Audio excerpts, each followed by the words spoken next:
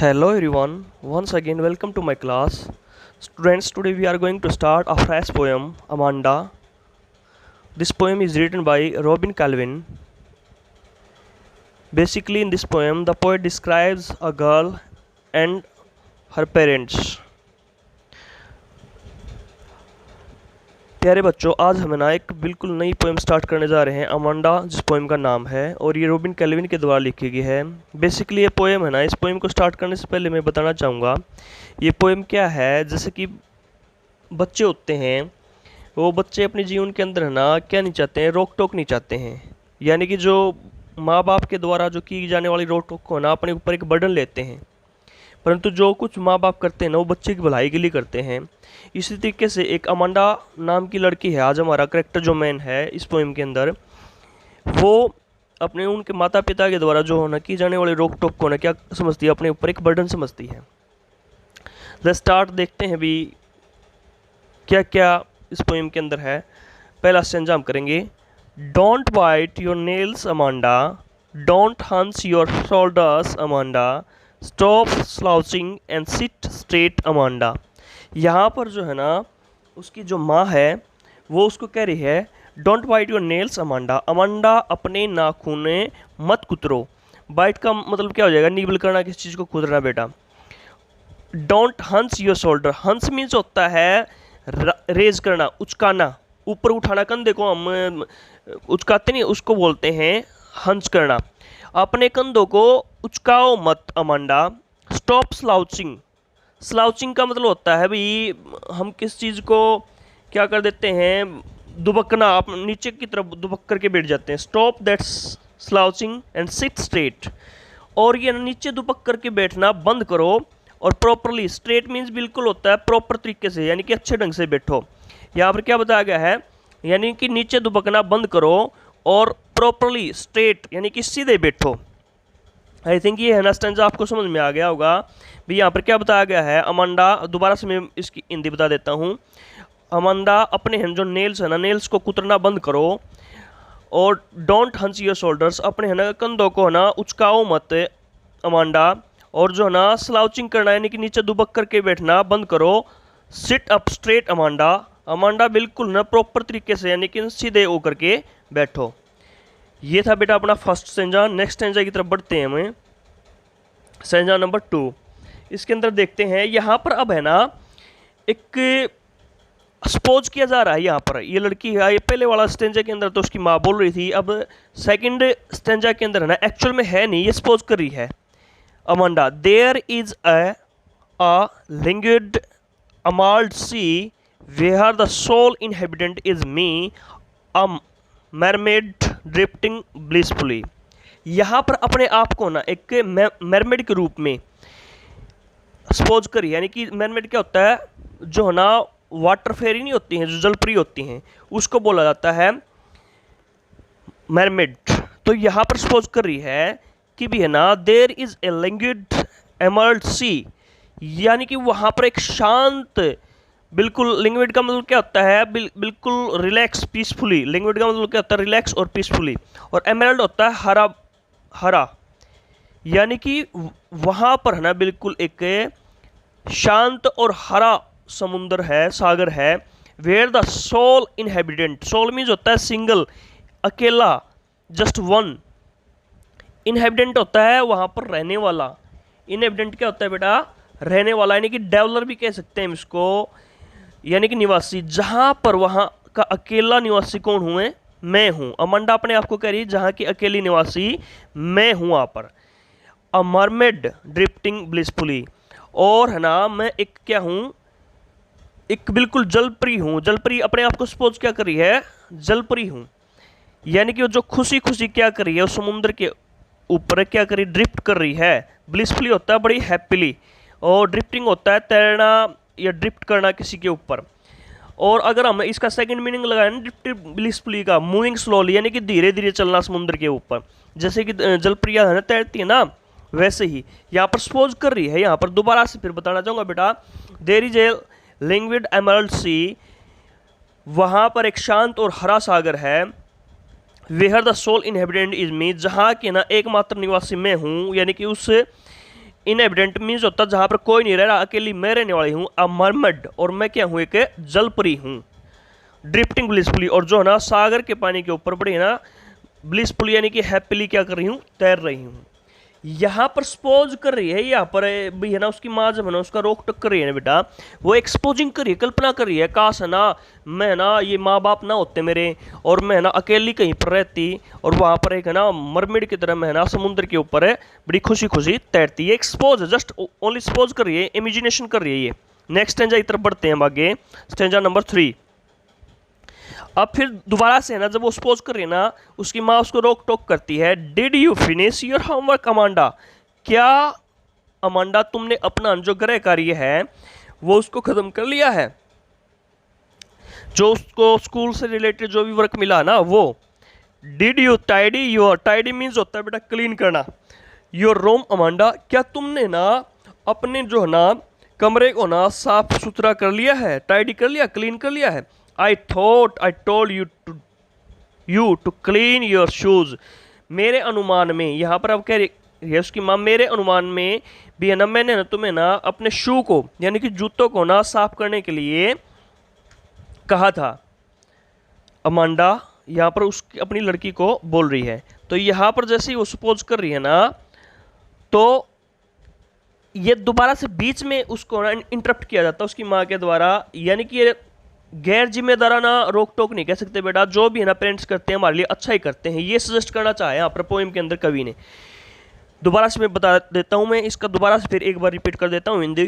क्या अमांडा तुमने ना अपना गृह कार्य खत्म कर लिया, समाप्त कर लिया है, क्या तुमने ना टाइडी कर लिया अपने रूम को यानी कि क्लीन कर लिया, साफ कर लिया है।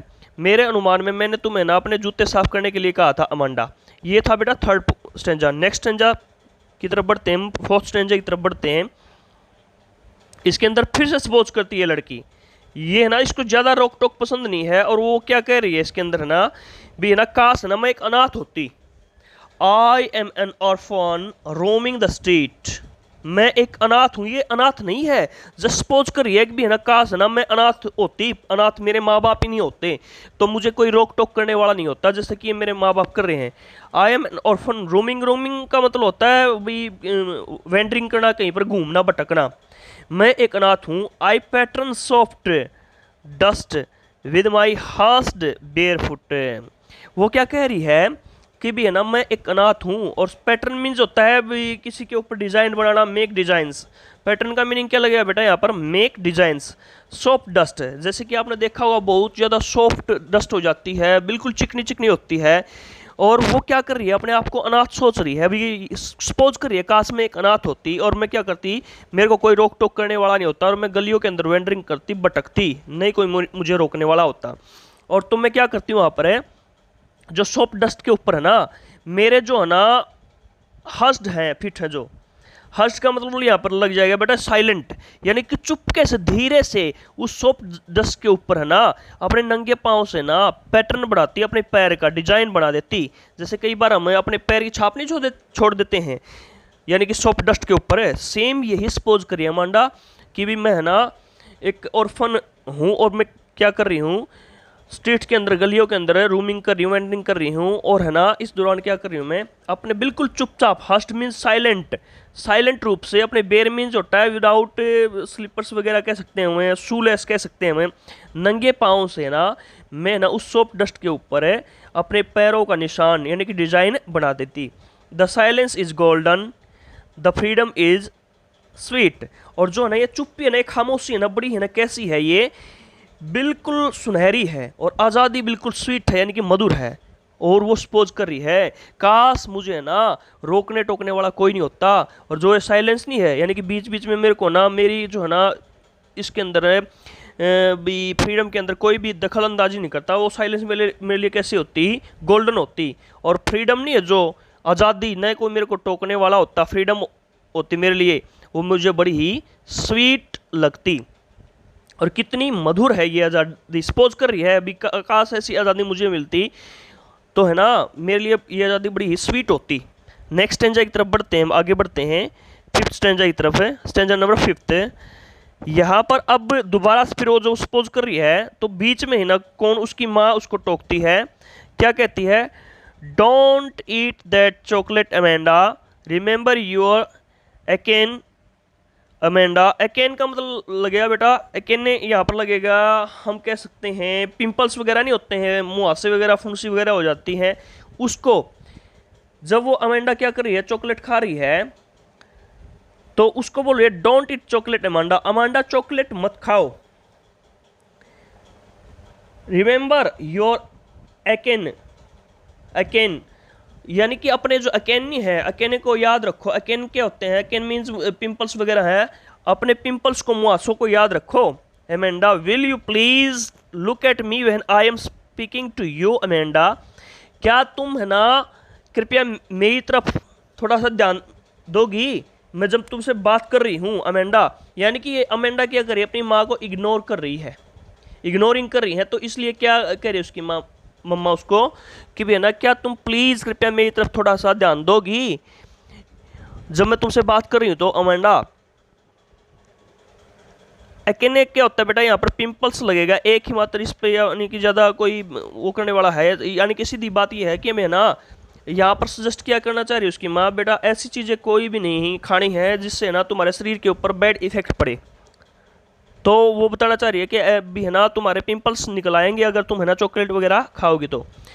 नेक्स्ट स्टेंजा की तरफ तो हमने क्रॉस कंप्लीट कर लिया है, सिक्स की तरफ हम आगे बढ़ते हैं। आई थिंक यहाँ तक आपको कंप्लीटली समझ में आ गया होगा। स्टेंजा नंबर 6 की तरफ आई एम, फिर से सपोज करिए, I am Rapunzel, I have not care, life is, life in a tower is tranquil and clear, I will certainly never let down my bright hair। रूपेंजल की एक बड़ी है, रूपेंजल की जो बड़ी है ना फेमस जो स्टोरी है कि रूपेंजल एक राजकुमारी थी जिसको ना एक डायन ने कैद कर दिया, चुड़ैल ने कैद कर दिया था, विच ने, और उसको टावर में कैद कर दिया था। उसके बड़े ही लंबे लंबे बाल थे जिसको ना वो नीचे की तरफ उसने लटका दिए थे, और राजकुमार ने उसको क्या कर दिया था, आज़ाद करवा दिया था। तो यहाँ पर ये ना बेसिकली आज़ाद नहीं होना चाह रही है, अगर आज़ाद होगी ना तो वो एकांत में रहना चाह रही है। कहने का मतलब ये है उसको कोई रोक टोक न करे। आई एम रूपेंजल, सपोज करिए I have not a care, मैं रूपांजल हूँ, मुझे किसी की परवाह नहीं है। Life in a tower is tranquil and rare, और उस टावर के अंदर है ना, ट्रैंक्विल का मतलब यहाँ पर लगेगा बेटा बहुत ज़्यादा शांत, पीसफुली, यानी कि पीसफुली होगी जो टावर है ना, उसके अंदर है ना जो लाइफ होगी बड़ी शांत। और रेयर का मतलब होता है अनकॉमन, दुर्लभ, और कैसी है, शांत और दुर्लभ है उस टावर के अंदर। I will certainly never let down my hair, और निसंदेही है ना मैं कभी भी अपने चमकीले बालों को है ना नीचे नहीं लटकाऊंगी, यानी कि है ना ऐसा नहीं चाहती हूँ कि भी है ना कोई राजकुमार आए और मुझे आज़ाद करे, मैं तो ना बिल्कुल है ना एकांत में रहना चाहती हूँ। इसलिए यहाँ पर कहा जा रहा है, यहाँ पर सपोज कर रही है किसके रूप में भी है ना, जैसे कि रूपेंजल थी ना उसको कैद कर दिया गया था, ऐसे ही है ना वो अपने आप को रूपेंजल के रूप में सपोज कर रही है। I am Rapunzel, I have not a care, मैं रूपेंजल हूँ, मुझे किसी की परवाह नहीं है। Life is in a tower is tranquil, और जो है ना उस टावर के अंदर है ना जो मेरी लाइफ है वो बड़ी शांत और क्या है, रेयर है, दुर्लभ है। I will certainly never let down my bright hair, निश्चित रूप से मैं अपने जो है ना चमकीले बालों को ना नीचे की तरफ है नहीं लटकाऊंगी, ब्राइट एयर्स को। आई थिंक ये भी समझ में आ गया। और सिक्स बेटा सेवंथ स्टैंजा की तरफ हम आगे बढ़ते हैं। अब यहाँ पर सेवंथ स्टैंजा के अंदर क्या बताया गया, फिर से उसकी माँ जो सपोज कर रही है ना वो उसको कहती है stop that sulking at once Amanda. Sulking का मतलब होता है बेटा गेटिंग टेम्पर्ड, चिड़चिड़ा होना, गेटिंग बैड टेम्पर्ड। स्लकिंग क्या था, गेटिंग बैड टेम्पर्ड, यानी कि चिड़चिड़ा बन जाना। यानी कि ना अमेंडा अपने आप को ना चिड़चिड़ा बनाना एकदम बंद कर दो। You are always so moody, यानी कि अमेंडा तुम हमेशा ही है ना क्या हो, सदा ही मूडी रही हो। Anyone would think that I nagged at you, अगर मैं ना इस जिस तरीके से तुम्हारे साथ बात कर रही हूँ, नैग्ड का मतलब होता है यहाँ पर अगर हम सेकंड वर्ड मीनिंग लगाना चाहें तो क्वेल्ड कर सकते हैं, झगड़ा करना।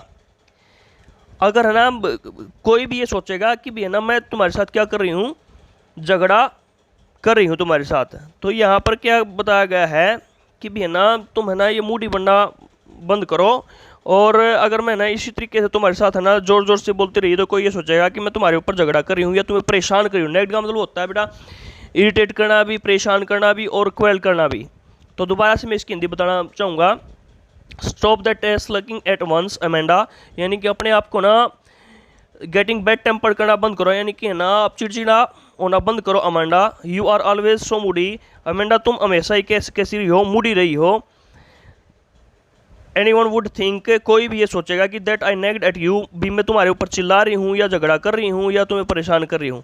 आई थिंक बेटा ये आपको समझ में आ गई होगी। Thank you and have a nice day. Please like, share and subscribe my channel.